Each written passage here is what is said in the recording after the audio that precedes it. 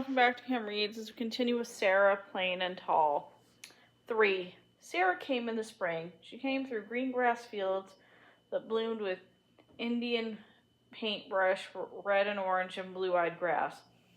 Papa got up early for the long day's trip to the train and back. He brushed his hair so slick and shiny that Caleb laughed. He wore a clean blue shirt and a belt instead of suspenders. He fed and watered the horses, talking to them as he hitched them up to the wagon. Old Bess, calm and kind, Jack, wild-eyed, reaching over to nip Bess on the neck. "Clear day, Bess," said Papa, rubbing her nose. "Settle down, Jack." He leaned his head on Jack. And then Papa drove off along the dirt road to fetch Sarah, Papa's new wife.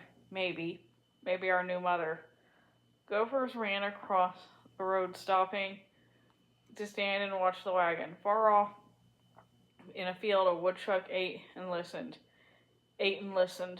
Caleb and I did our chores without talking. We shoveled out the stalls and laid down the new hay. We fed the sheep. We swept and straightened and carried the wood and water, and then our chores were done. Caleb pulled on my shirt. "Is my face clean?" he asked. "Can my face be too clean?" He looked alarmed. "No, your face is clean, but not too clean," I said. Caleb slipped his hand into mine as we stood on the porch, watched the road. We were afraid. "Will she be nice?" he asked, like Maggie. "Sarah will be nice," I told him. "How far away is Maine?" he asked. "You know how far away by the sea." "Will Sarah bring some sea?" he asked. "No, you cannot bring the sea." The sheep ran the field, and far off the cows moved slowly to the pond like turtles. "Will she like us?" asked Caleb very softly. I watched a marsh hawk wheel down behind the barn. He looked up at me. "Of course she will like us," he answered his own question. "We are nice," he added, making me smile.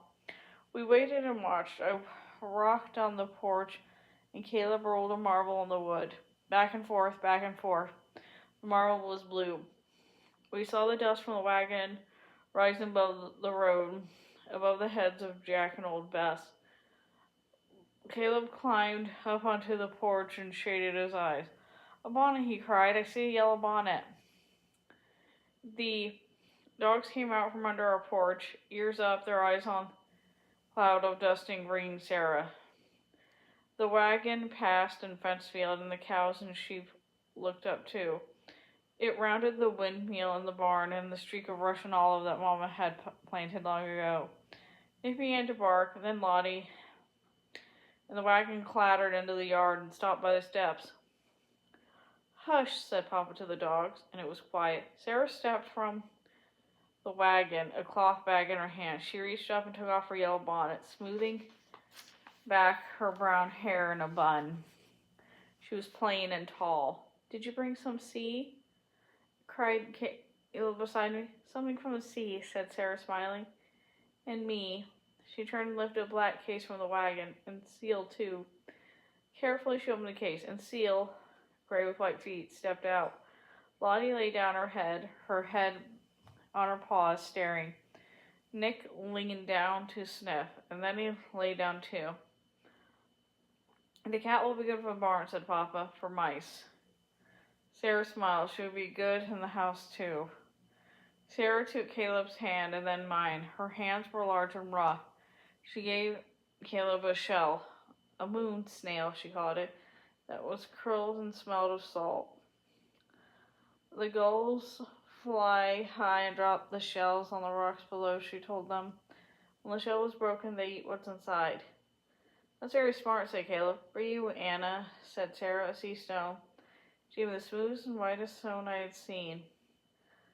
The sea washes over and over around the stone, rolling it around until it's normal and perfect. "That's very smart, too," said Caleb. He looked up at Sarah. "We do not have the sea here." Sarah turned and looked over the plains. "No," she said, "there is no sea here, but the land rolls out like the sea." My father did not see her look, but I did, and I knew that Caleb had seen it too. Sarah was not smiling. Sarah was already lonely. In a month's time, the preacher might come to marry Sarah and Papa.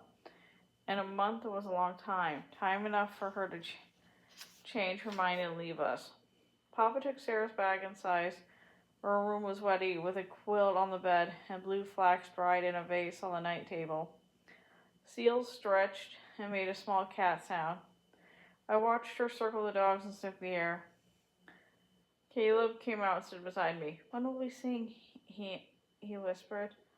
I shook my head, turned the white stone over in my hand. I wished everything was as perfect as the stone. I wish that Papa and Caleb and I were perfect for Sarah. I wish we had a sea of our own. And that's the end of that chapter. See you later.